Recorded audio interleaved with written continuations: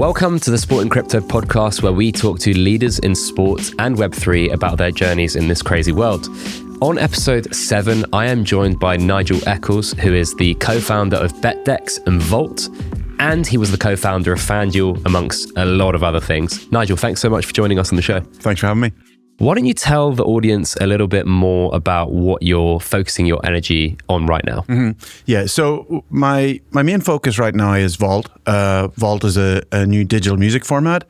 It's interesting today, when people think about music, they really think about streaming. It's a dominant platform. They listen on their phone on Spotify or Apple Music.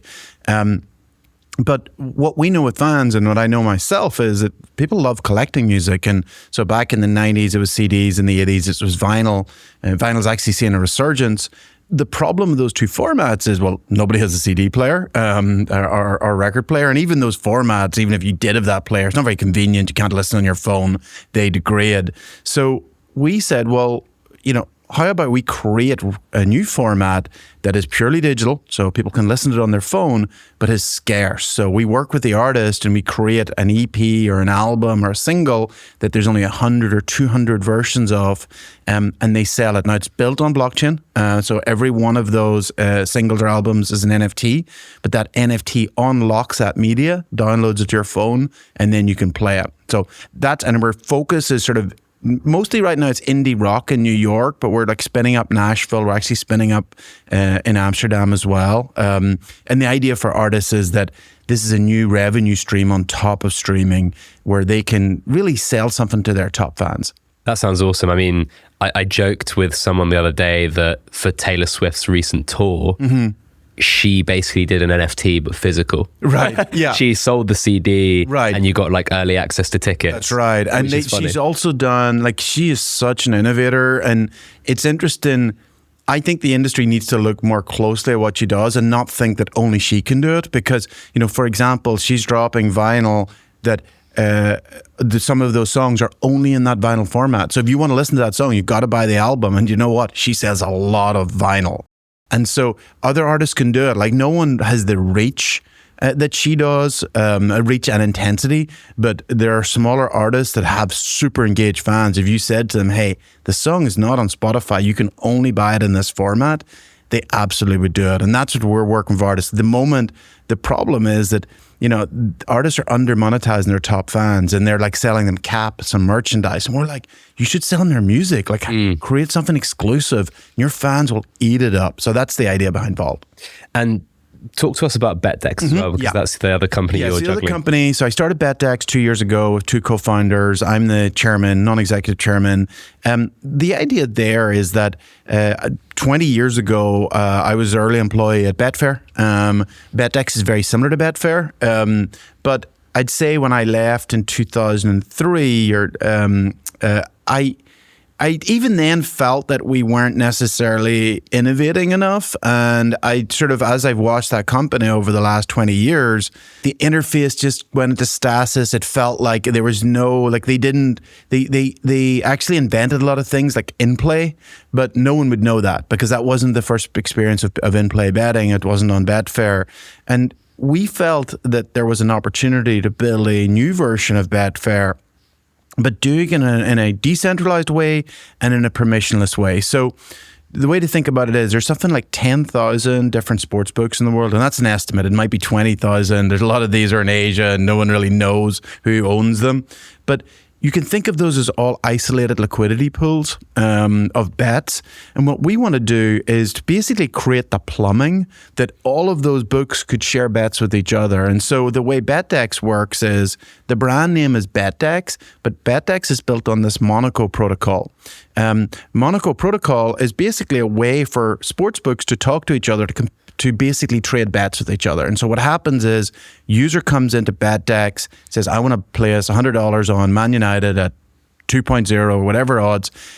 That bet goes into Monaco. It sits there and it advertises to all the other brokers and says, hey, I've got this bet. Does anybody want to take it? Somebody can come in via another broker and take the other side of the bet. The user's money goes from their wallets straight into the smart contract. And when the event happens and settled, it settles straight back out to the user. So basically, the broker never touches the money. Like the money is never held by a third party. It's either in your wallet or it's in the smart contract. Very smart. Yeah. Then again, and the technology, I think one of the challenges we've discovered with crypto is it's hard to build on.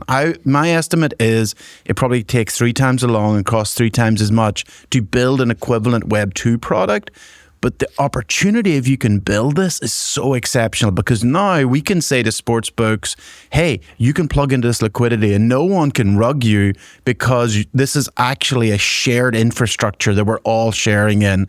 And that's really powerful. But that's kind of one of the reasons why we're in 2023 and we don't have a ton of great products, is it's really hard to build this stuff. Yeah, I think that the trustless nature, like building that in, as you said, takes longer. Yeah. But in the long term is much more worth it. Oh, absolutely. Like, just to give you an example of Betfair, which is a great example, in 2003, when we were, running this product, we had an advertising slogan, which is "Winners Welcome," and we used it for years. Well, winners were welcome until they weren't. And Betfair introduced like a profits tax and said, yeah, you're welcome, but we want 40% of your profits. And that, I think, underlined to bettors was that,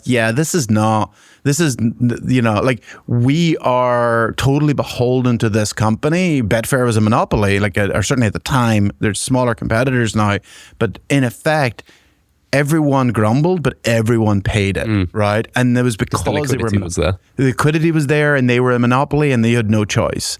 And what we want to build is something that, I'm not saying Betfair did the wrong thing. I think they probably did the right thing for business reasons, but we want to build something where we can't do that, right? We're really successful, in 5 years' time, we were like, hey, can we do a profit stack? We literally can't do it because we actually don't own the protocol. We've actually decentralized that. And speaking of, your background and then coming into Web3 crypto, where did that personal and then professional interest get sparked? Yeah, so I think I first got interested in crypto sort of in one of the last bull markets, 2017.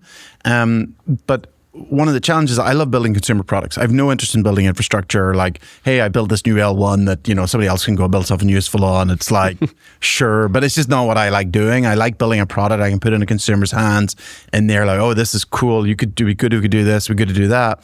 And in 2017, there was no consumer products. There basically was the CryptoKitties was probably the only one. The only one, and that broke Ethereum. Broke Ethereum. And when I looked at the throughput of Ethereum, I'm like, this just doesn't work. And then actually in 2020, when I started getting back into it, the products that I got into, which is kind of funny now, were Nifty Gateway and NBA Top Shot.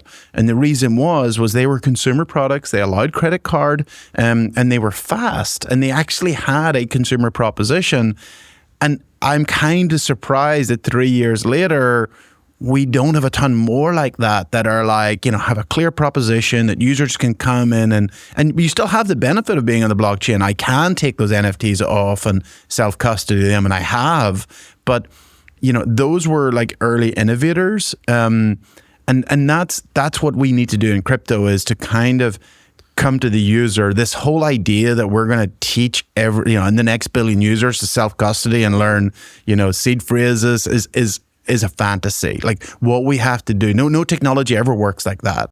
We have to basically build it so that they can get the benefits of it having to go through some crypto 101 course. And you mentioned before we started recording that you were a little bit disappointed that we're in mid 23. We've not seen as much consumer facing stuff. Why do you think that is? I think there's a couple of reasons. I think probably two of the biggest reasons are, I think one I mentioned before is building on crypto is really hard, right? The team we have on BetDEX are some of the best engineers I've ever worked with. We a lot of them are ex-FanDuel, so they built the FanDuel Sportsbook, which is the leading sportsbook in the US. But to build that product, we're now about a year and a half in. It is now kind of approaching where we want it to be sort of pretty feature complete and it's competitive for the Web2 product. But that has taken an incredible investment to get there. Even simple things like having a my bets or, those have been really challenging to build. Getting speed down to, we're built on Solana. It's fast and cheap, but competing with Web 2 is really hard because it's very, very fast and cheap. So that's number one, which is it is hard to build. And then number two is I think there's a real challenge in Web 3 with like perverse incentives, which is, I could go and build a product that users want, but it's really hard. It's going to take multiple years. Or I could do the next meme coin and flip it, or even I could do the next L1, which has this like promise, and I'll get to token unlock, and I'll actually make millions of dollars without actually delivering a use case. And that to me is perverse. The kind of like, we do need better infrastructure in crypto, particularly in wallets. But like, do we need, another L1, another L2 that does pretty much the same as the other one? I don't necessarily think so, given we're not necessarily using the current stuff. And so that's a perverse incentives. And I think consumer, and I think VCs are identifying them, which is why they're not investing as much in consumer, which is it's really hard. It's a very low success rate. And, it's likely that you're not going to have much adoption at all. And it's hard to have a narrative story if you don't have much adoption. Whereas if I have a piece of infrastructure, I can have this narrative and I can incentivize adoption. So that's kind of the perverse incentives. And on the other side of that, you've got two consumer facing. Right, yeah. As you say that.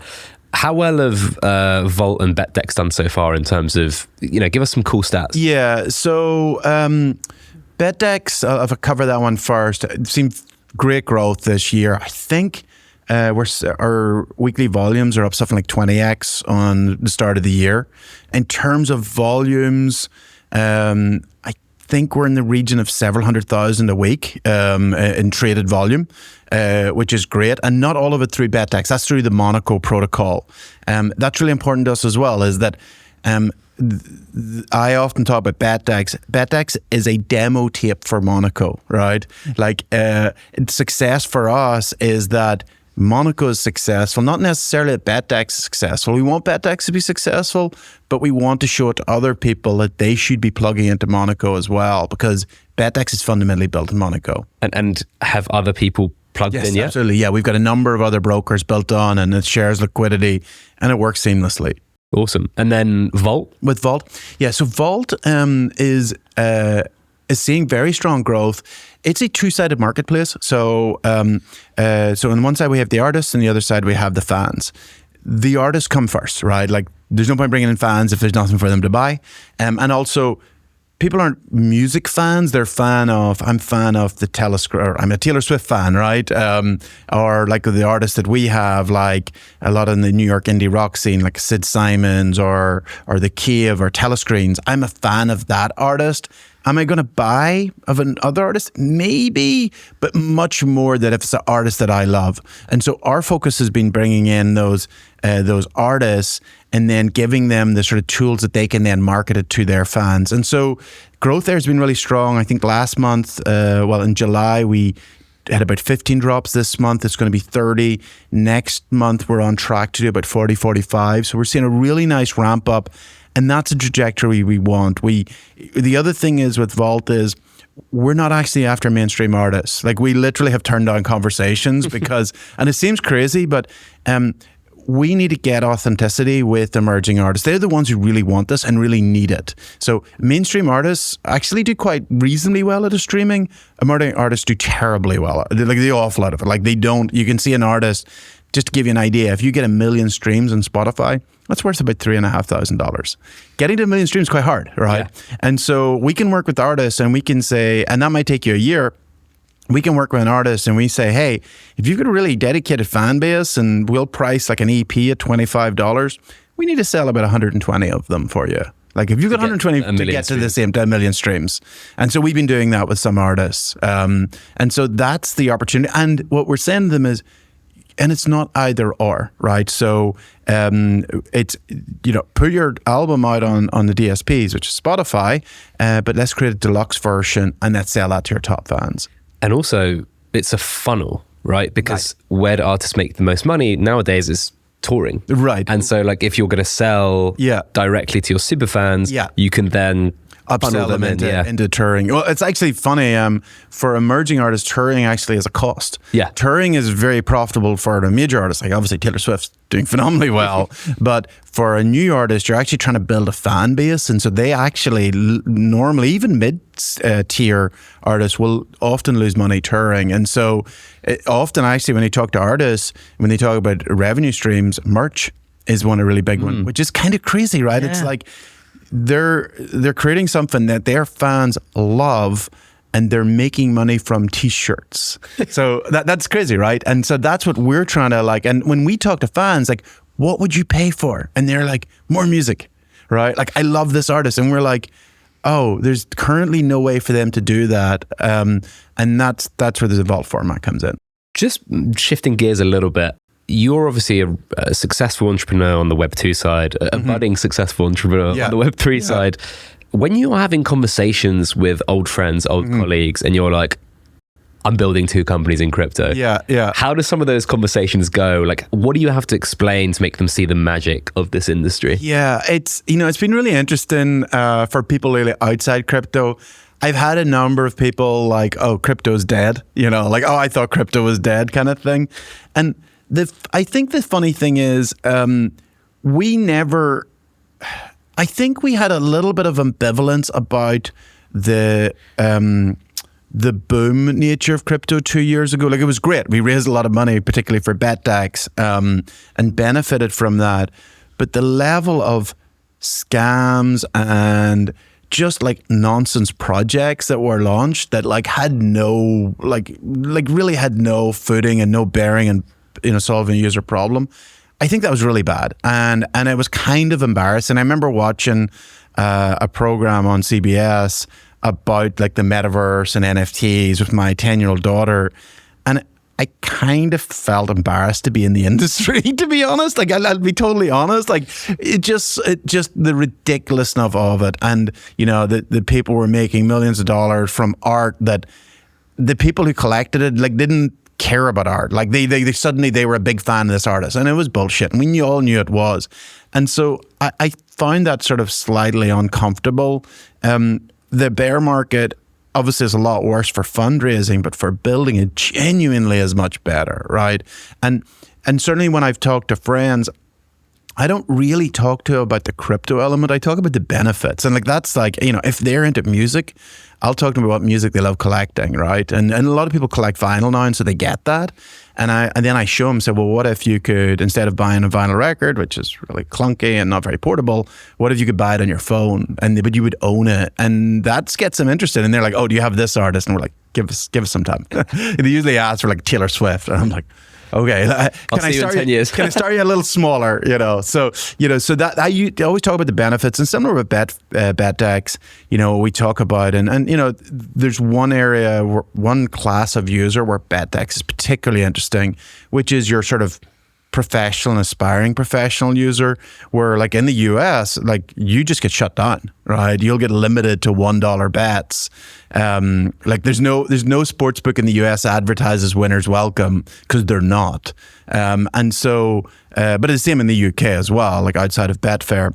So with BetDEX, what we talk to them is say, like, we're very clear. It's like we were never going to shut down winners. Like, we want winners on the platform, and our margins are more like 1% compared to like the 15% that the sports books take here. So if honestly, like we kind of joke and say, like, if you bet on a traditional sports book, UK, US, or anywhere else, you're a loser. And the reason you're a loser is because if you were a winner, you wouldn't be betting on them. The sports books are very, very good at identifying who winning users are. And so that's kind of like one of our big pitches is like, don't be a loser. Like bet somewhere where you can actually win. Yeah. And because of the competitive nature of the brokers all bidding for the bid, right, for the bet, you're always going to get really good prices. Yeah, absolutely. It's like it's almost guaranteed best prices with the lowest margins. Makes a lot of sense. Yeah. I want to delve into, again, you're speaking to someone from the outside in, Mm-hmm. they don't work in crypto. Yeah. And I've had loads of conversations where, with even people brand side, people Mm-hmm. who are like crypto curious, where they're like, oh, I thought like NFTs were Bitcoin. Or aren't they really bad for the environment still? And all that kind of thing. And what's the most surprising thing that still gets brought up that you have to kind of explain that's actually not the way it works. Yeah. I think... Is it still like, isn't this just right-click save? We don't get that as much anymore. The environmental stuff was particularly real a concern among music artists. That's gone away mostly now for good reasons, because it's not true. It maybe there was issues before the merge. I would say that the biggest issue now is just brand reputation, right? Like it is a soiled brand, NFTs. Like we don't market it as NFTs. We never market them as NFTs. But NFTs, unfortunately, have been too associated with cash grabs and rug pulls and scams that there's an open question to me of that brand, that word ever gaining kind of credibility again, which is a shame. In music, there's been a kind of move to talking about on-chain music. It's kind of like, let's rebrand. On-chain art. Yeah. Like for us, we've not had to, because we've never called it that. Like we just say this is a new digital music format, right? And the crypto part, if someone really wants to get into it, they can buy in Solana and they can self-custody it. But we don't market that to consumers or artists, so we often don't get into that conversation. I was saying yesterday to someone that it's really weird that you mentioned Top Shots, and I want to ask you a couple of questions in the second half, but that was a platform that you could buy NFTs on. Vault is a platform that you could buy artist NFTs on. NFTs are like the furniture. Yeah. But if you don't have the house to put them in, they're kind of useless. Yeah. And basically, after the NBA Top Shot boom, you saw a lot of furniture get built and no houses. That's right. And so I'm really interested in seeing the platformification side of things, like with .swoosh, Alts by Adidas, Starbucks, etc. Yeah. Like one of the reasons that So Rare and Top Shot were really successful is because there was a place to do something stuff to do it. with the things. And I'm fascinated as to why we had that. And I think you mentioned cash grabs are probably the reason. That period of 12, 18 months where we saw a lot of furniture built and no housing. I think it's funny. A friend of mine always talks about it, and he always says it's just all roads and no cars, right? Like, and it is. It's literally like, hey, I want to get from here to there, and they're like, well, look at this amazing highway we built, and you're like, okay, what do I do with it? Like, we're working on that, or actually, somebody else is hopefully working on that, right? That's kind of like the status, and it definitely is an issue. I think one of the problems is being an issuer of NFTs was very profitable. Being the person trying to figure out what to do with them and where to put them and how to make them useful, that was less so. And the use case that just became the case very early on, which was very lucrative, and until it wasn't, was it the use case the user is like, you'll make a lot of money, right? Like that was the problem, was that, well, we could actually do a lot of work to try and like put together a use case, turn this into a ticket and like totally rewire the entire ticketing system. Or we could tell people they're going to make a lot of money from it, and which doesn't involve any work at all, right? And unfortunately, we saw a lot more of the latter than the former. Like, so for example, with Vault, we could have issued music NFTs a year and a half ago. We could have like literally pretty much done it in a couple of days. And instead we said, why don't we build a player, which is a native iOS and Android app that basically takes an NFT, goes to Arweave, gets the media, which is stored. We store there in an encrypted format. It decrypts it, downloads it to the user device, and plays it in an experience that's competitive with Spotify. Right, that's what we built. It took us a year and a half. Right, it was really difficult. And it has to happen in a speed at which people are used to with Spotify, and that's what's taken a year and a half of building, and very few people have taken that approach, right? Like, but that is the only long-term approach, because telling people that they're going to make a lot of money from it, like, worked really well, and then stopped when they stopped making money from it, and it just doesn't really have a future. But building something that actually is like a real consumer benefit, that's what's got a real consumer future, like a real future. Really excited to speak about the future in the second half of the show. But before we move on to that, I need to tell you a little bit about our sponsors, the HBAR Foundation, who are an ecosystem accelerator of Hedera, the most used sustainable enterprise-grade DLT for the decentralized economy. Together with industry-leading use cases and globally renowned partners, the foundation is actively scaling Web3 consumer engagement across the metaverse, gaming, DeFi, regenerative finance, and beyond.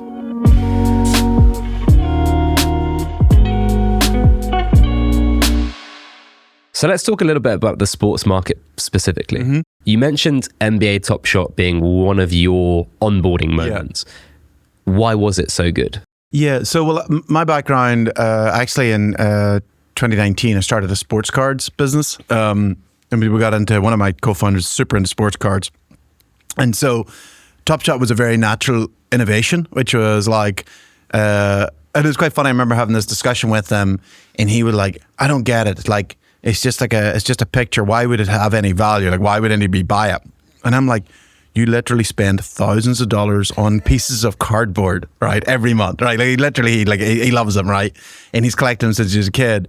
And at that point, he got into it. He was like, okay. I started to see the connection. And I think the difference was that when you have like a childhood connection to an asset, like to something like that you collect, that you can see value in it. And then other people can see value in it. I think one of the things we saw with NFTs is that they speed ran 100 years that the card mark took it to go from cards started off as things that were stuffed into cigarettes packets, right? To just like help sell them. They were worthless. And for a long time they were worthless. And then kids started collecting them and they were like valuable to kids, but not that much. And then in time they became kind of a collector's item that you'd sets and stuff.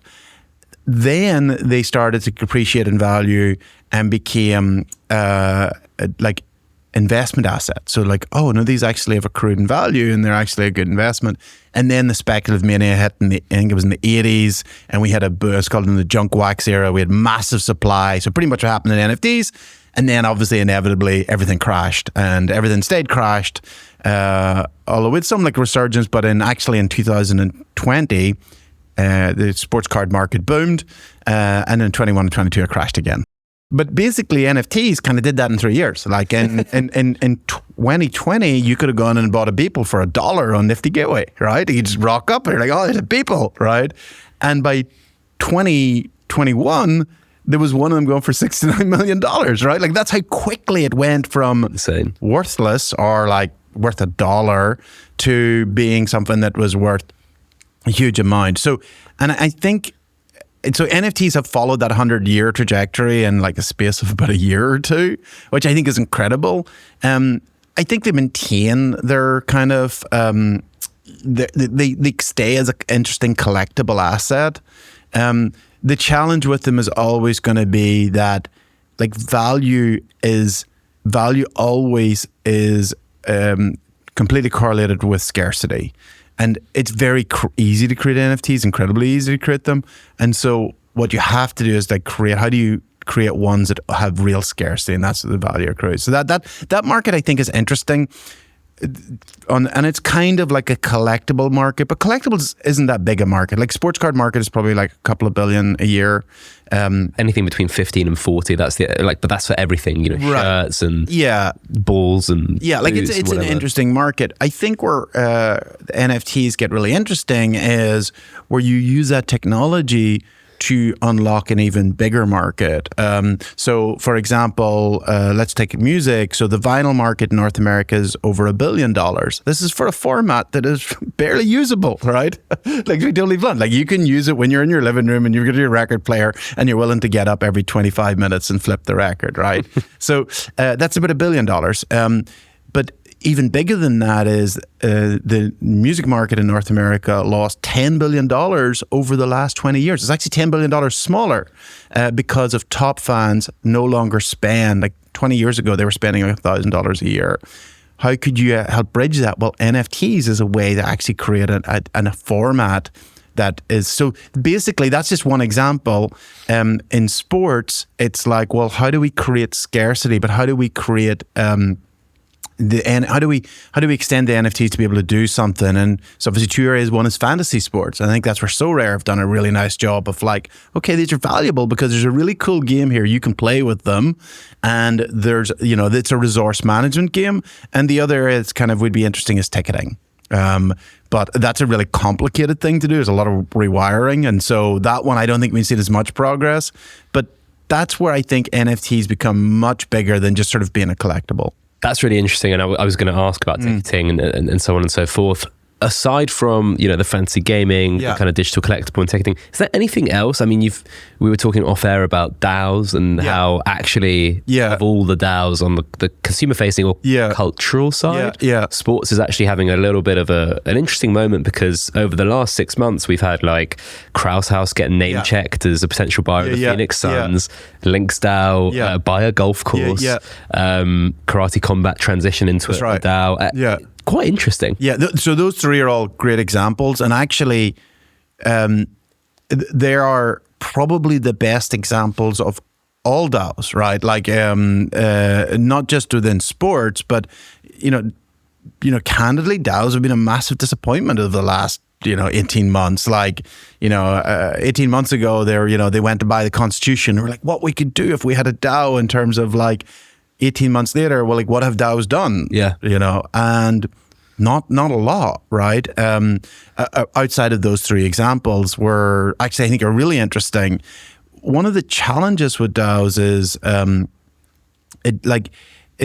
does a DAO, I think there's 2 challenges. One is just like organizational, like, a lot of things should not be the organizational part in the DAO. Yeah, in the DAO, right? Like it's just like most of them are, like, I'd say, the O, has been a real challenge. Like, a lot of things should not be run as democracies.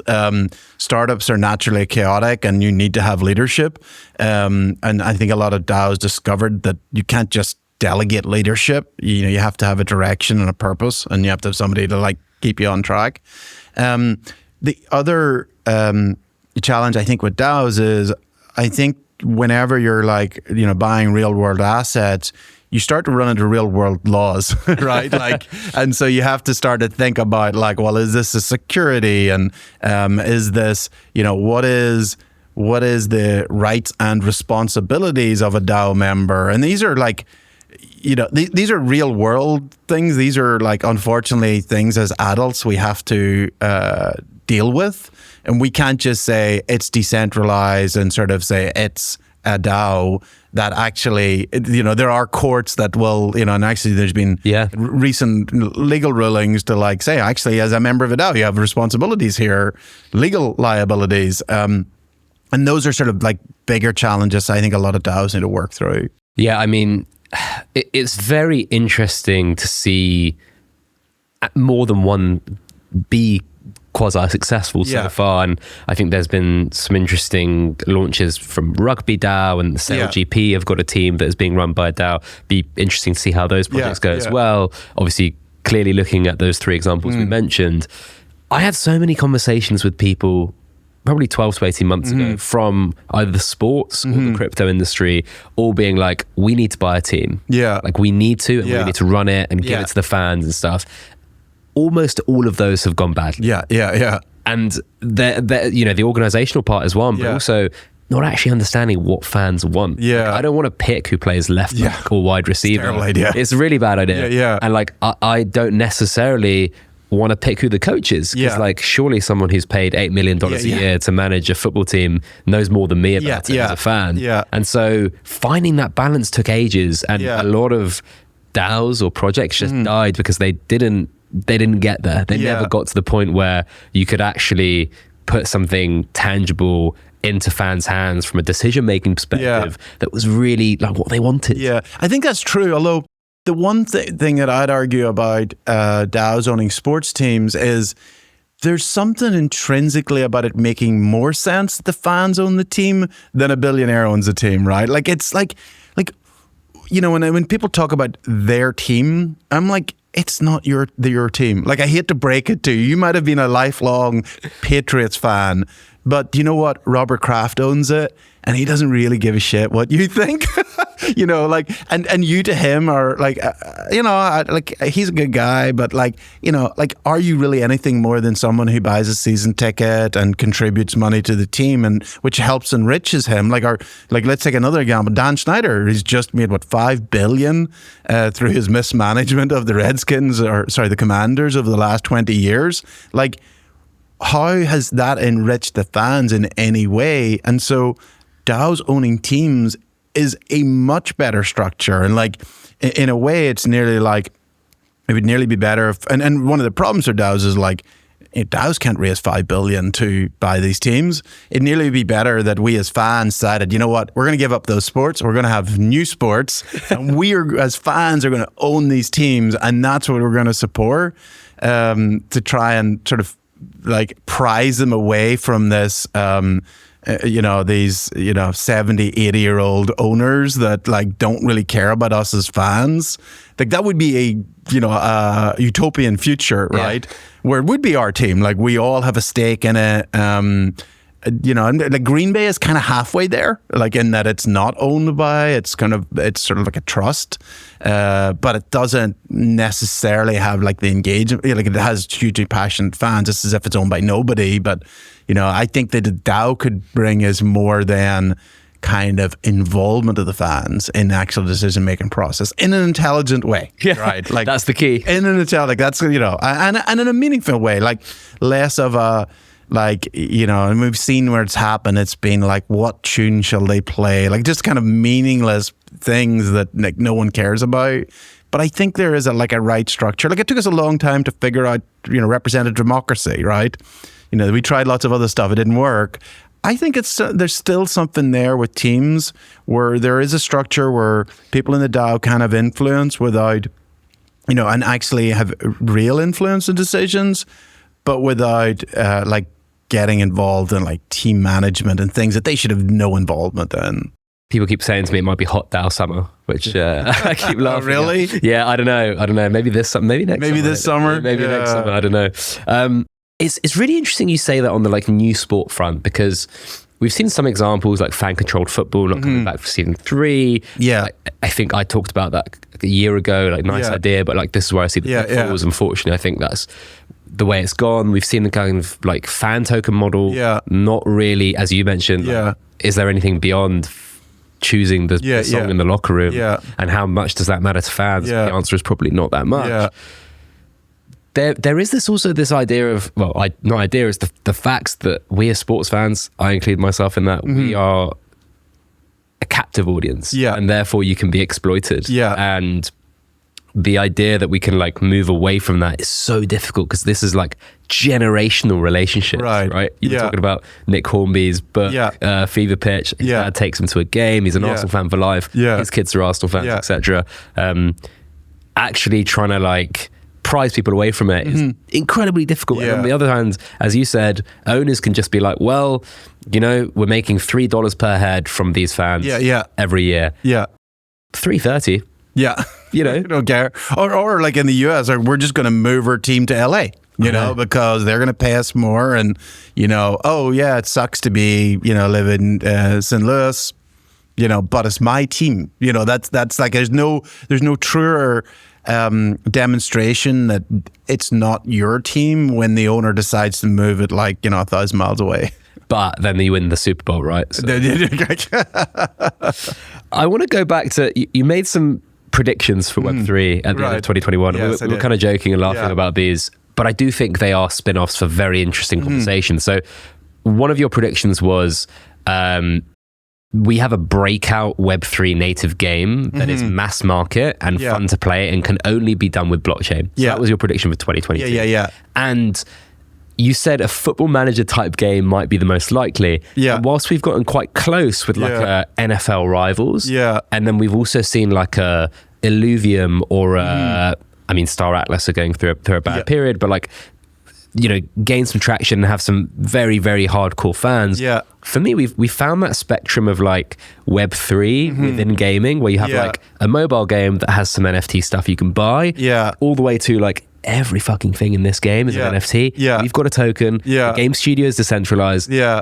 we finally found that spectrum. Yeah. Why don't you think we had that breakout game in 22, and where does that kind of side of the world go? Yeah, I definitely was disappointed in it, and I'm somewhat negative on the in-game items as NFT game design. Like, to me, it doesn't feel super innovative. It's I also don't know what the benefit of being an NFT. Like, Call of Duty is an incredible skins market, and it doesn't need to be an NFT in that instance. It is controlled by Steam. I guess it would allow some more sort of third-party integration if they're NFTs, but it still doesn't really get me excited. I think where NFTs are interesting is they create scarcity and ownership, and therefore we could have some really interesting games that are more about the economies and scarcity and there are like resource management games, like obviously Football Manager is a really classic one, but Civilization is a resource management game. There's a whole genre of resource management games. So I sort of thought that we might see some really interesting ones there, and we didn't. Probably Rivals is probably the best, the best one that we've seen. Why did we not see it?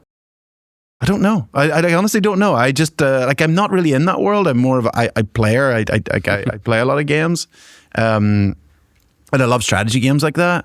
I don't know if you remember like the Wolf game. Yeah, Wolf. Cool. Yeah. But this is just DeFi with a game at the front. That's right. Yeah. It was so basic, and then I sort of said, okay, we've got the basic stuff, and then we're gonna have more innovative stuff, and it just didn't happen. Now, maybe one of the arguments is it's actually really quite hard. And that's probably true, but I guess I'm not a game developer, but I still think that his space is wide open. Like I would not be surprised in the next year or so, like somebody comes out with a game that's just really different. Or, it's really like, it's not like, oh, this is Call of Duty, but it's with skins that are NFTs, right? Like that sort of game, which I'm really not excited about, because I don't think the fundamental of the gameplay hasn't changed. But if you had a game where it's a resource management game and it actually plugs in, these resources or NFTs, and that to me is interesting. The other side of it is, I think with other technologies coming to the fore, like AR, XR, etc., I'm actually quite bullish on games that involve real life stuff, right? So like you talked about a Football Manager game. Yeah. What about, a player manager game where you're like building a player and playing with them in a game, but also your real life experiences, like you doing kick-ups, like you film yourself doing kick-ups, or like NBA and the Pokemon Go developers try to do something similar, but like without the kind of tie back to like a proper game. So they would, you could shoot hoops with Steph Curry and like go to a court and there'll be a different player. Like I do think there's something there around like that Pokemon Go frenzy where like you're finding stuff that you can collect. It was an example of that. Somebody was chatting on Twitter and it said, well, could we create a game where and basically where you can, if you find wildlife, you can then turn it into an NFT, which is your NFT monster, and it becomes like a Pokemon game. And so I actually, with my kids, I use an app called Seek, and it basically will identify, you find a creature and you take a picture of it and it'll tell you what it is. And so you actually have that technology to identify, and sometimes you can identify something that's quite rare. It's like we were climbing the Catskills the weekend, and we actually saw rattlesnakes, and we're like, whoa, this is super cool, right? Like, imagine I could take a picture of that, and I'm like, okay, now I have a rattlesnake, right? Not sure we really want to incentivize people to go into the woods to find rattlesnakes. But I found a bear.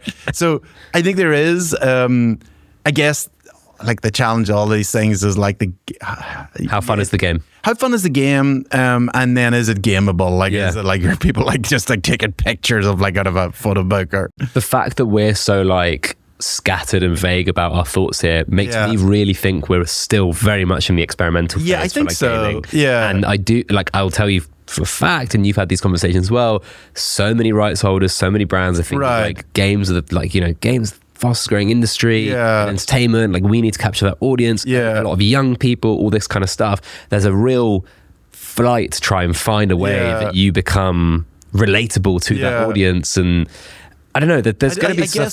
For me, I expected the innovation to be outside of the rights holders. Yeah. Like I just sort of think, like I've seen the process of getting rights, and it's like it is the antithesis of innovation and you know, coming up with something cool and new. And it just feels that, you know, I thought, you know, the game will be kind of wacky and weird and fun and won't necessarily, like in the same way that like Among Us just came out of nowhere, right? Yeah. And it's like, oh, this is such a cool game, right? It didn't really need anything new.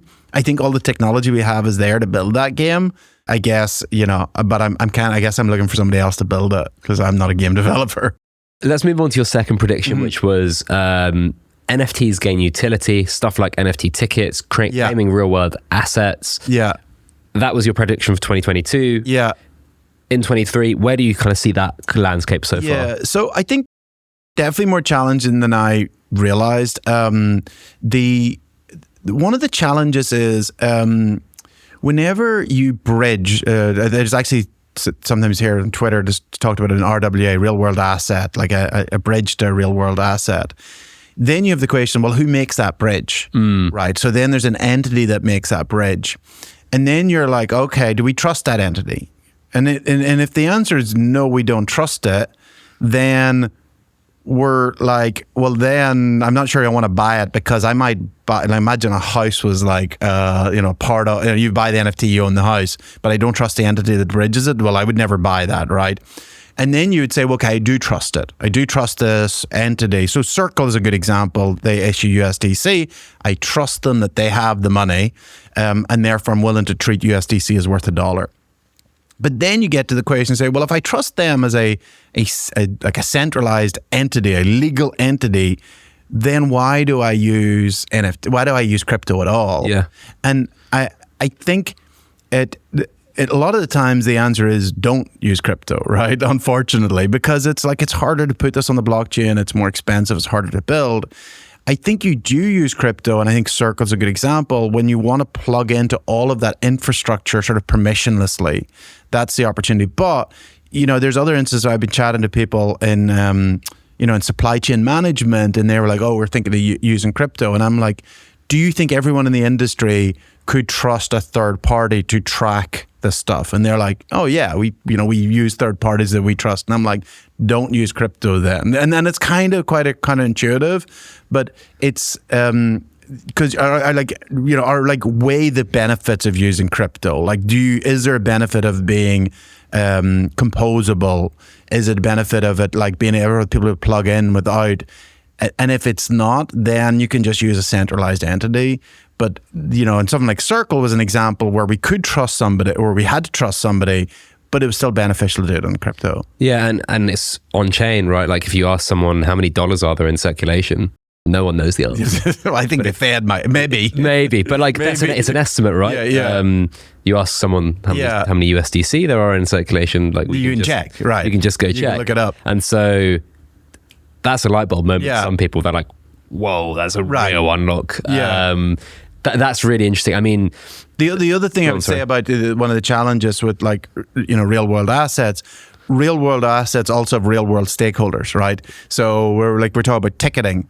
Ticketmaster, Ticketmaster literally controls this market, right? Or largely controls it. It is effectively a monopoly for artists above a certain scale, right? And then that is actually quite a low point, that they have to work with Ticketmaster.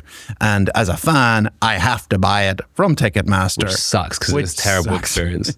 Right. And so it is, and so that, you know, how does anyone disrupt it? Well, Ticketmaster has no incentive to disrupt itself, and no one else has the ability to disrupt them because they can't get the venues because they are signed exclusively with Ticketmaster, and they can't get the artists because the artists aren't going to go and play in venues that, you know, they can only play in venues that can support, you know, 10,000 people. Well, they're all, again, aligned with Ticketmasters. So it's really challenging. I will quote someone I know in sport who said, why would I use this blockchain ticketing provider when Ticketmaster give us $10 million a year? Right, yes. And so the capital side of things for this market is really difficult, and also the license lengths, as you mentioned, right? When you sign a venue exclusive agreement with the venue, sometimes that's done like before the venue's built. Right. So like they're using that deal as collateral to actually build the thing. Yep. And that's where someone like Ticketmaster has a lot of leverage. They can have like a 10-year deal or 7. And boy, are they going to renew within 5 years because they're making money. The event, the venue needs more money, et cetera, et cetera. And actually that cycle's really difficult. Where I think I've seen the most promise is blockchain ticketing companies who don't just have one product, but they're like, we are blockchain tickets. We'll do your event and we'll issue tickets. Because, and sometimes I've met like hundreds of these, right? I think someone told me that there's been 160 over the last 3 years. And so I've spoken to dozens and a lot of them are like, could you introduce us to like someone at X right holder? I'm like, I can, but like you're never going to get anywhere because they're never going to do anything with you because of like all these tie-ins they have. And actually some of the ticketing companies that I've spoken to that have like, well, we do have blockchain tickets, but also if you're working with Ticketmaster or you've already got an exclusive agreement, you can also do this thing, which is like a claimable thing. You can exchange your ticket afterwards for a ticket. You can get a co-op, you can get free merchandise through the ticket, all this kind of stuff. I think some of these companies are going to have to pivot big time to survive. Otherwise, like I just really don't think they're not going to survive long enough for some of these deals to expire and then you jump in. The other thing is as a consumer, I often say, with particular regard to tickets, is be careful what you wish for because in the US, there's a law called right of first sale, which basically means that if you buy something, you own it and you can do what you like with it, right? Like, so for example, if I bought a movie, I could resell it or I could lend it to someone. Like if I buy like a DVD in the old days. And that actually went up to Supreme Court because the movie studios sued Blockbuster and said, oh, we want to sell our movies. We don't want you like renting it out. And it said, no, there's a right of first sale. Like Blockbuster bought the movie, they can rent it. As long as they're not recording extra copies of it, it's totally legitimate. One of the reasons why Ticketmaster, and so for example with tickets, again, we have right of first sale. If I buy a Taylor Swift ticket, I have the right to go and sell it, right? That's actually something that I should have, right? If I can't make it, I want to be able to sell it. What the venues and that the leagues and the likes of Ticketmaster have all hated is they want you to only resell it through their platform, right? Now, that as a consumer, I don't want, because then there's no, like they can take a 30%, they can take a big cut out of it if I have to go and resell it. Now, if that ticket was an NFT, they could basically construct it in a way that I can only resell it through them. And so actually going from being a physical ticket to being an NFT actually could turn me as a consumer worse off because I have no way to actually resell it that doesn't go through Ticketmaster. Yeah, I think there's this weird thing we've had where 20 years ago people would like collect tickets and now everything's a QR code. Right, yeah. So like where do you find the balance where there's still that liquidity to sell your secondary, your ticket on the secondary market, but also have something that like you could showcase something. I don't know where that fits. There is that's a pretty niche market. You know, it's interesting.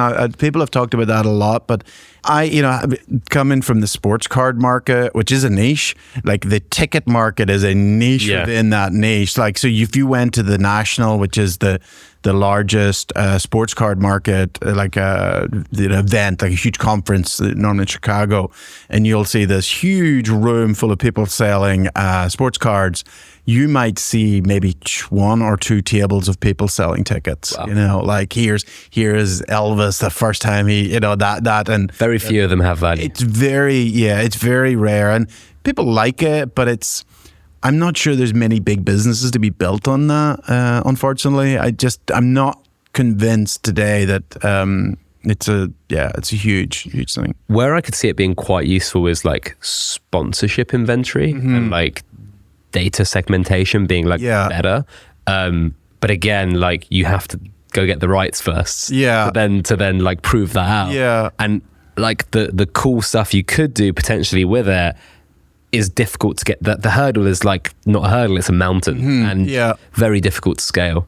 I'm less, certainly of that prediction, I'm less bullish on that one. I'm I'm still bullish we're going to get a cool game. Are we going to get NFT tickets? I'm not so sure. Your third prediction was DAOs have their mainstream moment. And you said, and we kind of did, Constitution DAO. Yeah, we did. Enough. Yeah, well, that really was before I made that prediction. Oh, okay, fair. Okay. Yeah. And you said the most likely is a sports team buying one. We've already talked about that. Yeah. A last quip on DAOs? DAOs have been such a disaster. Like, totally honestly, like I've been involved in a few, and one of the things I love about DAOs is their absolute enthusiasm and their ability to pull together thousands of people from around the world to work towards something. That's incredible, that energy. What they have been singularly bad at is like directing it, like, and doing, and you know, like I'd say Links DAO really stands out to me as one that like there are other good examples, like obviously like karate.com, but Links DAO, you know, came together as a DAO and set out as an objective to go do something. Actually did it, right? And it's like, it's so exceptional in it being an exception. Whereas other DAOs, like even like, let's look at what Bored Ape has done, which has been incredibly successful, but all they've really done is managed to sell the future again and again and again. It's like, well, you like Bored Ape, you'll like Mutant Apes, and now you'll like Bored Ape Kennel Club, and now you'll like, you know, the land that we're selling, and now you'll like our token, and you'll keep spending more and more money, but we're still waiting on the game and, you know, the metaverse and the thing, like, and that to me is Links DAO has actually done something, and so very disappointing. I still think that there's something there, and that there's not many things that can congeal so much enthusiasm.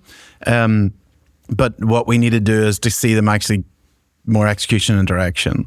I'll finish up on two questions. So one is, what are you most excited about in this space more broadly over the next couple of years? The thing that's going to, like, if we think about the 21 explosion, what was it? It largely, I think, was driven by NFTs. Like, obviously, it then cascaded into everything else. NFTs, I would say, they're a real consumer use case. Like the fine art market and the collectible markets are real markets. And we basically digitized those. And that saw a huge resurgence. I still believe that the next, and because crypto is cyclical, it's coming back, but it can only come back if we come up with consumer applications that 10x the number of users is what NFTs did it. And the primary benefit cannot be price speculation, right?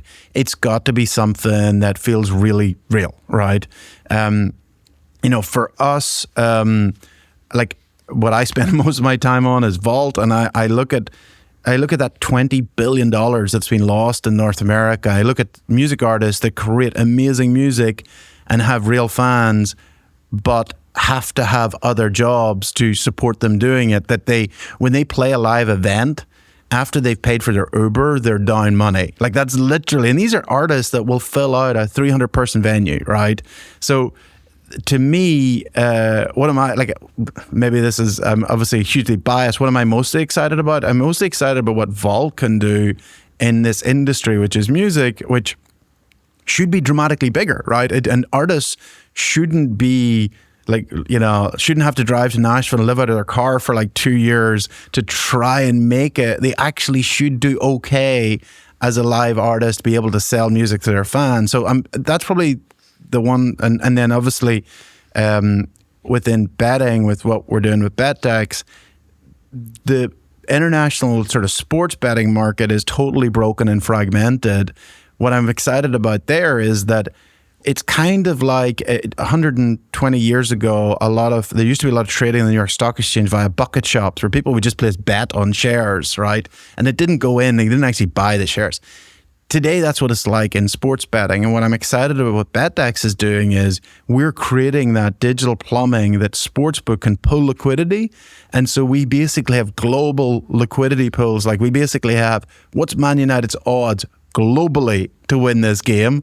And there is hundreds of millions of dollars going through on that game that everyone globally can access. That to me is really exciting. So I obviously am pretty narrowly focused on the things. And then just outside of what I'm focused on, I'm excited that we're going to get a cool game, right? That is going to be weird, and it's going to be about resource management, and it will be innovative in the same way that Civilization was innovative. It was like, wow, it's an incredible game. It was very different from everybody else. And then I am hopeful that we'll see more DAOs like Link's DAO actually buy real world assets and, channel the enthusiasm of that community into buying something, then running it. So I think that'd be like two things that I'm working on, two things that I'm more of a spectator. And then conversely, what do you think is being like overhyped at the moment that you think doesn't have as much of a future? I'm just slightly outside crypto. Like, I'm incredibly bearish in AI. I've used ChatGPT. I think it's cool. I don't think it's that smart, and I don't think it's getting that smart anytime soon. I've noticed everyone I've talked to are like, oh, it's awesome. Yeah, I use it. I'm like, how much did you use in the last month? They're like, well, I don't really use it that much, right? I think with AI, it's interesting within music, there's a lot of talk about AI music. The incredible thing about AI is how cheap it is at doing basic things, not how good it is, right? So I'll give you an example. In music, AI music is not going to become a big thing. I think we're going to have some artists use it really effectively to create like beats and loops, or to like create music videos very cheaply. But it's not like we're not all going to be excited about watching the next or listening to the next AI artist, right? So so we see that in music, but in other areas, like, sorry, I'll give you another example. I don't know, I get a ton of like spam from like business services, right? Do you get the AI spam now? Where like no, not yet. Oh, so the AI-based spam is basically what they do is like they'll use AI to scrape your LinkedIn profile and what they know about you, and then they'll work things into the email to look like it's been like personalized for you. So it's like, it'll say, hey, I saw you went to St. Andrews University. That must have been an amazing experience. And it was like 30 years ago, or 20 years ago, right? So, but like, or you're in New York. Have you tried the Andrea's? It's a great restaurant, right? So they've worked these things in to make it more individualized. It's still a crap cold email.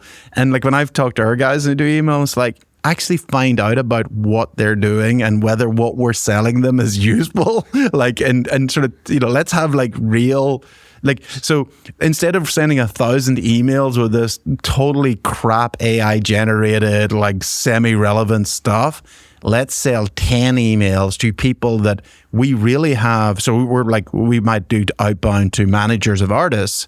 And so instead of sending 1,000 using AI, what we would do is send, we've actually working with this artist who's very similar to yours. We see that your artist is appearing in New York. We'd love to record him because we actually, this is what we're doing. And the response rate's like really high, right? And so, that's the thing for me is AI is very cheap at doing very basic stuff, not terribly, sometimes terribly. And so I just I don't think it's going to be that exciting for startups. I think it's useful in the fringes. I also think that AI has got a long history of creating brilliant demo tapes that they're like, oh, the demo tape's amazing. When does the album come out? That never happens, right? Like the album. Like, I don't know if you saw a trailer the other day that was made for like a movie, and it looked amazing. Right. But like that will never go anywhere. It's just like an example, and someone might do it at a Hollywood studio or whatever. Yeah.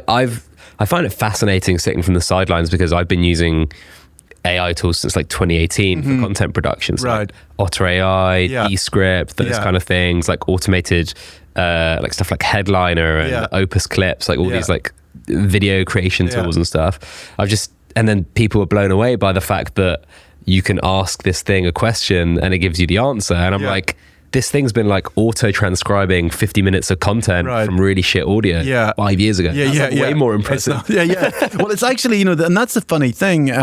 There's like, people are excited about, LLMs, but actually often the hard thing, there's hard things that they don't solve. And I'll give you a really good example. Like this was kind of the spam, AI-based spam I get. So I get an email from Silicon Valley Bank, right? And they're like, clearly prospecting for new customers. And like they had all of this stuff, like they know which university I went to, they know which companies I've, started, and they know that I'm based in New York. And so it's quite personalized, right? It missed one very small detail, which is I'm already a customer of Silicon Valley Bank. so that's the hard part, right? Which is like the internal database and mapping the customer because it's maybe under a different company name than the one you're looking at. And so that's why I'm just negative. Like there's still hard things, and those hard things are still generally done by humans. What the AI is good at doing is these sort of low level stuff, and I think that'll get better, and that's good. But I'm just not. And maybe one exception is maybe in certain areas of programming. I definitely see kind of like Copilot making it more efficient. I think AI is more exciting for big companies as like an efficiency. Like if I was running a really big insurance company, I'd be like looking at it going, ooh, your claim handlers, like a lot of this is quite rules-based systems. How do we get our costs down? But like as an entrepreneur, I think it's really boring, right? It's just like, it's not, I've looked at it, I've played with it, I've chatted to a lot of people about business ideas on it, and I was like we've come up with like a fat zero. I'm not convinced. Maybe within gaming you can have like more intelligent NPCs. That would be kind of cool. But mostly, I think it's massively overhyped. Well, we'll leave it on that note. Thanks so much for watching, everyone, or listening. Nigel, where can people find out more about you and what you're doing? I'm Nigel Eccles on Twitter. And then companies is Vault Music on the App Store, also on Twitter, and then BetDEX is betdex.com. Awesome. If you haven't done so already, please do subscribe to the podcast on your podcast player of choice or on YouTube if you're watching there. And also subscribe to the newsletter, sportandcrypto.substack.com. Every Monday, we cover the biggest headlines or stories in the sports and Web3 worlds and go really deep on those. You can find me at Pet Barisha on Twitter, PetBerisha, or on LinkedIn as well. You can find Sporting Crypto on LinkedIn or at _Sporting Crypto on Twitter. Before we wrap up, just remember that none of what we have said today is business or financial advice, and this content is for informational purposes only. Web3 is underpinned by crypto, and crypto is volatile, meaning you can lose money if you are buying these assets personally or for your business. Where we are recording right now in the US, the majority of crypto asset companies are unregulated. Thanks very much once more for consuming this content, and we'll have more Sporting Crypto podcasts for you soon.